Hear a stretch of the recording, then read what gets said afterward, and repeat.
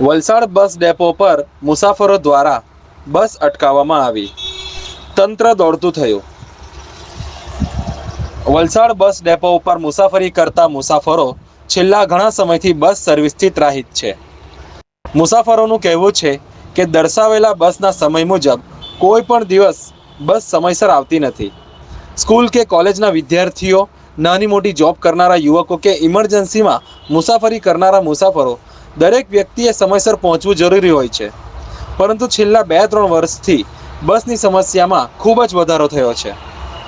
દર્શાવેલ સમય કરતાં બસ હંમેશા 1.5 થી 2 કલાક મોડી આવે છે. સમયસર નોકરીએ જતા મુસાફરો કે સ્કૂલ કોલેજ જતા વિદ્યાર્થીઓને બસ સર્વિસ દ્વારા પૂરતી સેવા આપવામાં આવતી નથી. જેથી કરીને સમયને લઈને નોકરિયાત લોકો કે વિદ્યાર્થીઓને મુસીબતોનો સામનો કરવો પડતો હોય છે.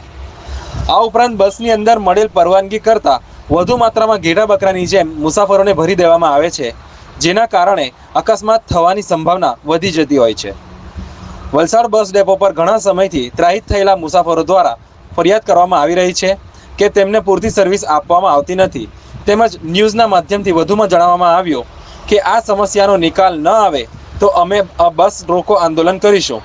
ઘટનાની જાણ પોલીસ વિભાગમાં થતાં પોલીસ તંત્ર દોડતું થયું છે. બસ નથી 6:30 ની બસ છેલ્લી આવી ગઈ, ત્યાર પછી કોઈ બસ નથી. ને ધરમપુર રૂટની નથી, ને વલસાડ રૂટની નથી. ને હમણાં વાગ્યા છે 9, 2 કલાક થઈ ગયા સાહેબ. હમણાં બધી બસ આવીને બધી ઊભી રહી છે ને અમારે રોજનું આવવાનું. અમને જ્યાં જોબ કરે છે તેમને એમ થાય કે સાહેબ બાના કાઢે છે રોજના. અમે છે સ્કૂલમાં સ્ટુડન્ટ ભણતા હોય, એ લોકો ટ્યુશન ચાલતા હોય કે પછી કોઈ બી નાનું મોટું કઈ કામ કરતા હોય, કોઈ બી માણસ ટાઈમ પર પહોંચતું નથી સાહેબ. ને અમારા આ એક દિવસનો ત્રાસ નથી, રોજનો સવારથી ચાલુ થઈ જાય. તમે સવારની તો ટાઈમ ટુ ટાઈમ બસ હોવી જોઈએ ને સાહેબ, તે બી લેટ થાય છે. સવારથી જ ચાલુ થઈ જાય તો સાંજ પડતા અડધો કલાક, પોણો કલાક, 1 કલાક, 1.5 કલાક, પછી કોઈ ટાઈમ જ નથી. રાતની 9 વાગ્યાની બસ 9:30 વાગે આવે, 10 વાગે આવે, પછી બસ કેન્સલ કરી નાખે કે પબ્લિક નથી. પબ્લિક પર પેસેન્જર હોય છે પણ એ લોકો બસ મૂકતા જ નથી સાહેબ. જી સર, આપનું નામ? મયુરભાઈ. શું પ્રોબ્લેમ છે? બસનો 7 વાગ્યાથી ઉભો છે. હજુ બસ હજુ રેગ્યુલર આવતી નથી. 2 કલાક સુધી ઉભા રહેવું પડે છે ડેલી, કાયમ. એના માટે તમે કઈ કાયદાકીય પગલા ભર્યા છે? અગાઉ પણ રજૂઆત કરી ચુક્યા છે, પણ પરિણામ કઈ આવ્યું નથી. એના પછી હમણાં તમે શું કરશો? બસ રોકો આંદોલન. જી માસી, તમારું નામ? ધર્મીબેન. તમે ક્યાંથી આવો છો? ચોજરથી. અહીંથી કેટલું કિલોમીટર હશે? 8 કિલોમીટર. વલસાડ થી ધરમપુર ધરમપુર 8 કિલોમીટર. અહીંયાથી તો કેટલું લાંબુ છે? 38 કિલોમીટર. હા. હજુ સુધી તમે ઘર નથી પહોંચ્યા? હજુ કાં પહોંચ્યા? હવે જાતામાં તો 11 વાગે, 12 વાગી જાય. આ દિલ્હી નો આજ છે? આજ છે. આ હો ને આવી તકલીફ સાહેબ. શું માંગ છે તમારી? કાયમથી ટાઈમ બસ માંગે તે શું માંગુ સાહેબ?